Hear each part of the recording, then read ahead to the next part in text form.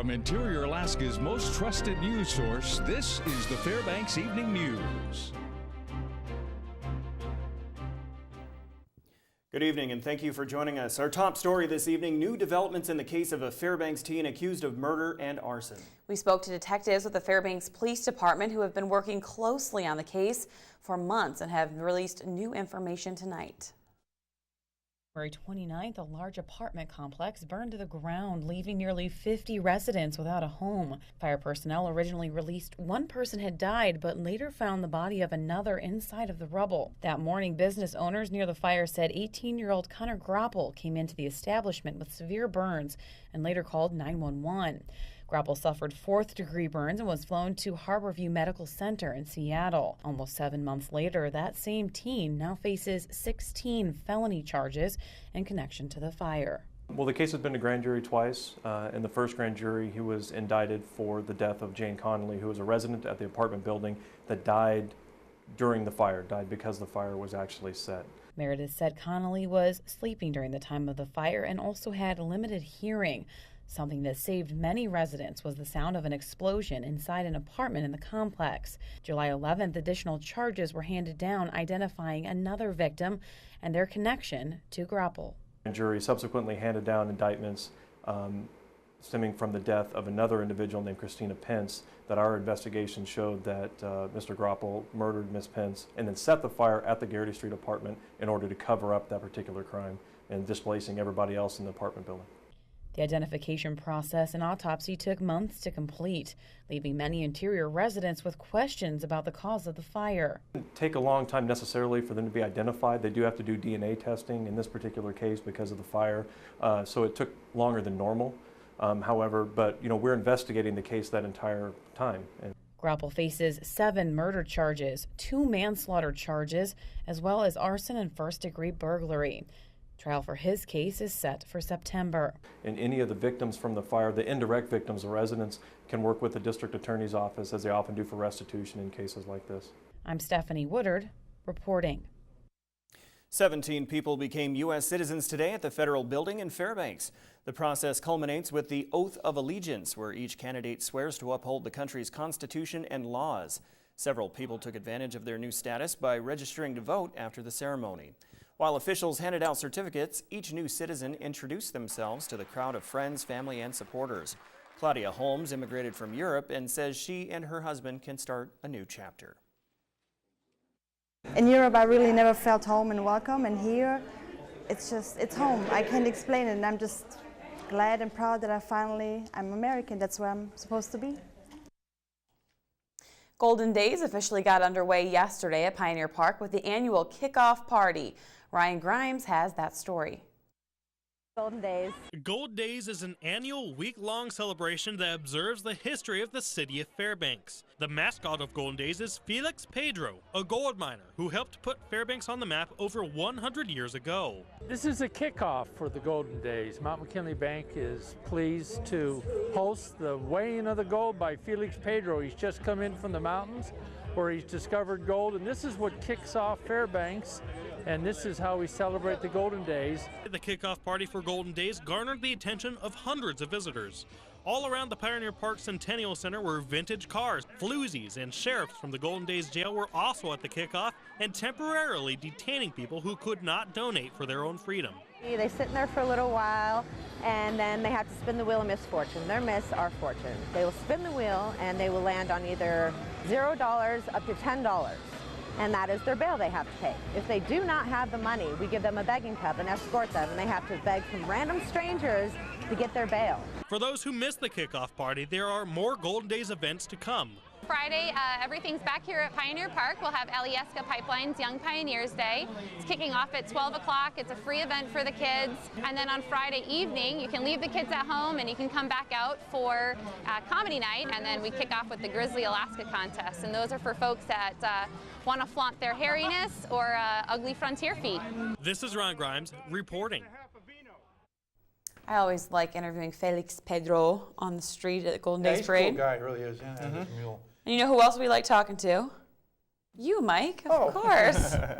So is the weather going to be good for Golden Days? Last night we were talking about ominous looking clouds and rain, but maybe not so bad now. Okay. Mother Nature has changed her We're mind. still going to see some showers, starting tomorrow night, but things look a lot better.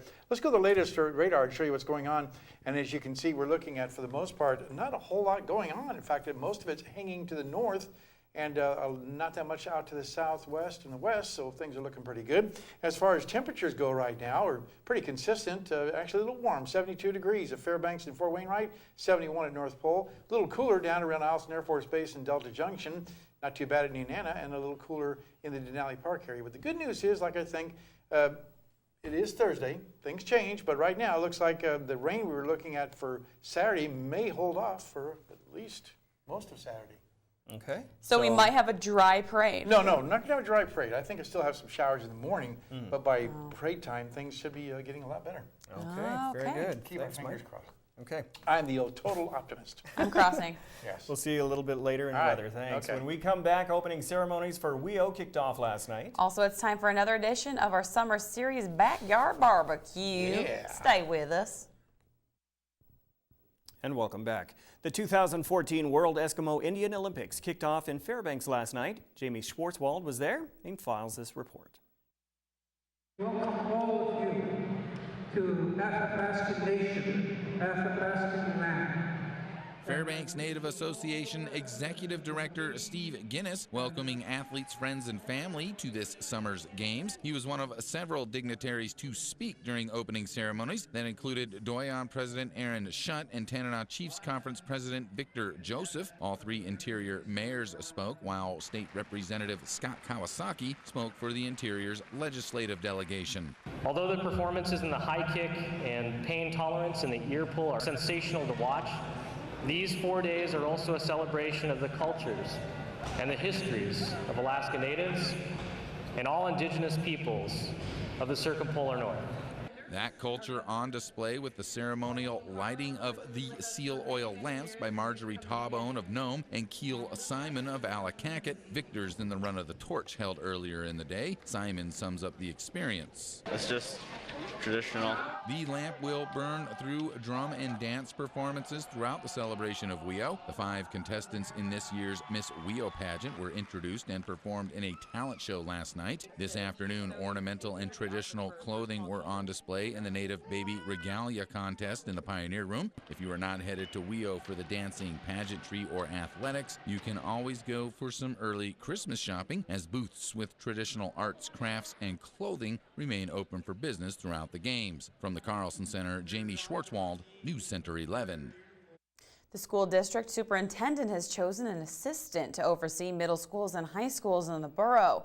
Karen Gaborik picked West Valley High School principal Sean Kraska to be the interim assistant superintendent of secondary schools for the upcoming year.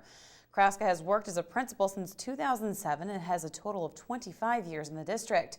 She was selected for her ability to establish a positive work environment for students and teachers. Gaborik and Kraska have worked together in the past, and Gaborik says they will be a good team. Sean's been part of my team as a principal for a long time. I think, we share an understanding of where the issues are. We know what needs to be done to start addressing some of those issues. And again, I think we can start that work. We've already started this summer, but she will help me continue that work. Well, it is time for another edition of Backyard Barbecue. Tonight, it's all about the cornbread. Good afternoon. I'm Dan Gilson, the owner of the Charcoal Supply Company and the pitmaster of 3 Dogs Barbecue Competition Barbecue Cooking Team.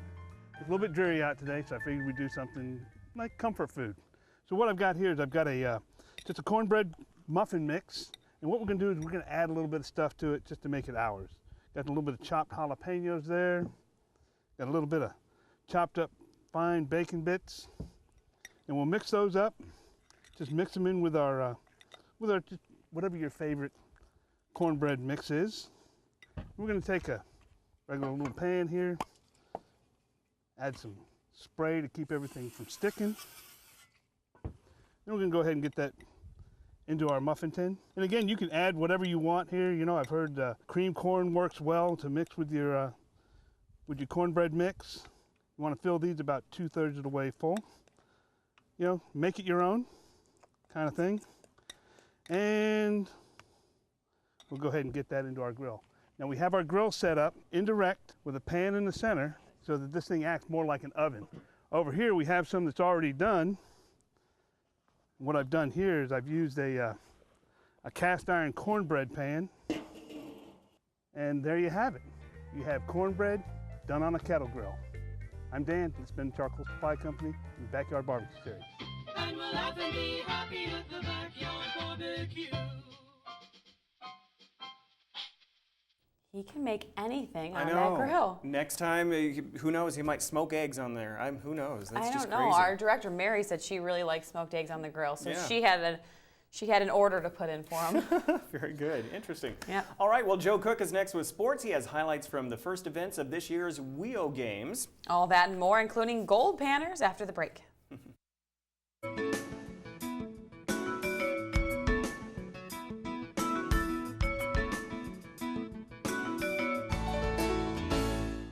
Hello, Interior Alaska. Joe Cook here with your Thursday sports action. Now, this morning was the start of day 2 of the 53rd World Eskimo Indian Olympic Games. The first event was the Eskimo stick pull event, where competitors sit on the floor for a mini tug of war, and whoever holds on wins. Matthew Sadu Evans of Fairbanks won the men's division, going undefeated, and outpulled Stanley Stusoff in the final. The Carlson Center was abuzz for a rematch of the women's division. Maddie Sullivan and Asia Sullivan faced each other in the Final Four for the 3rd straight year, and they are mother and daughter. Asia won it all last year, but Mandy, the mom, had the upper hand today, winning the stick pull event. And this afternoon, the grease pole walk event took place right outside the Carlson as athletes tried their best to maneuver down a log covered in Crisco. Definitely not easy, but Marjorie Tabone made it the furthest for the women. And Sam Strange managed to get all the way down the log to the grass to win his first grease pole walk title. Interesting. Here's today's winners. Definitely balance, there's no question. Little things you could say is definitely curling your feet around, just get more surface on there, but it is truly balanced. I used to win a lot back in the day, and then my buddy Stan, who I just beat, started winning for like probably the last 4 or 5 years. So it was pretty exciting finally beating him. She knows I'm not going to give up on her. I know she's not going to give in because I'm an elderly person. And because of it, we walk away feeling really good about how we've placed on that. And that gives us an opportunity to kind of look back and say, all right, next year, where is it going to go? This year's wheel is almost halfway finished, and it's already been historic. Here's action from last night's events. 3 new world records were broken, 4 in all. Bernard Clark out of Wasilla set a new record in the one-hand reach, touching the ball at 70 inches. Autumn Ridley of Anchorage, she repeats as the one-hand reach women's champion, winning with a 57-inch reach, the same winning reach from last year. And Kyle Worrell, also from Anchorage, won the men's kneel jump in 60 1/4 inches. Cleats Nick Hansen made a 36-foot 7-inch jump in the scissor broad jump event, breaking a record that stood since 1992. Nome's Marjorie Tabone is the fastest at fish cutting, setting a new record, 30.5 seconds. Amazing. Matthew Evans, who won the stick pull today, set a new world record in the 4-man carry last night, going 241 feet 8 inches.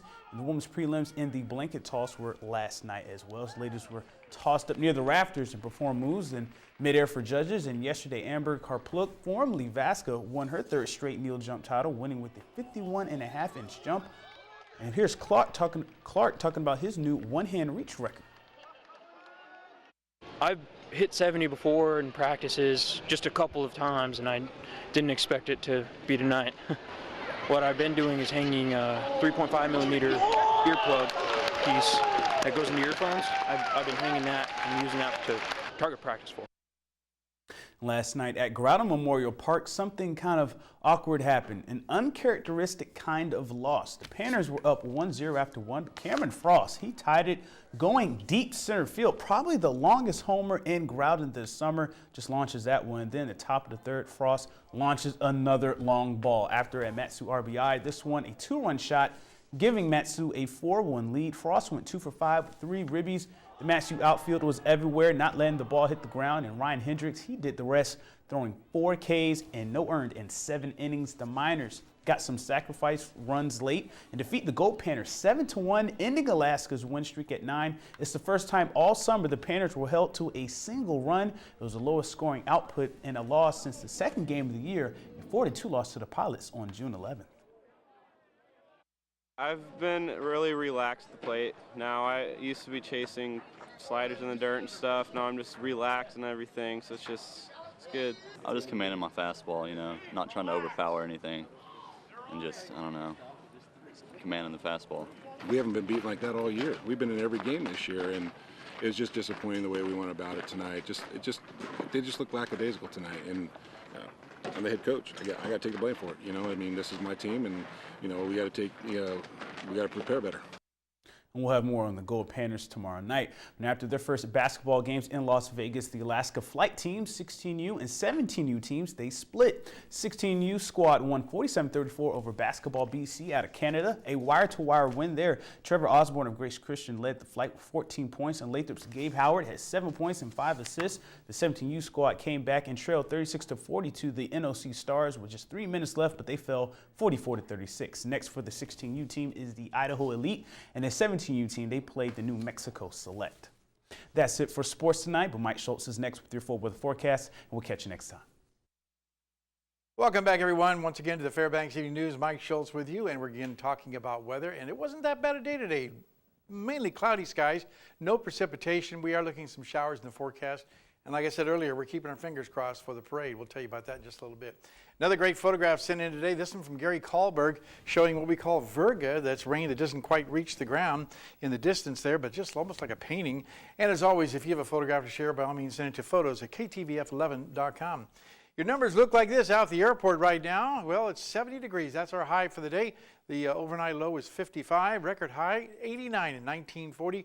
Record low 35 at 1905. Sunrise and sunset 19 hours, 45 minutes of daylight. A loss of 6 minutes from yesterday.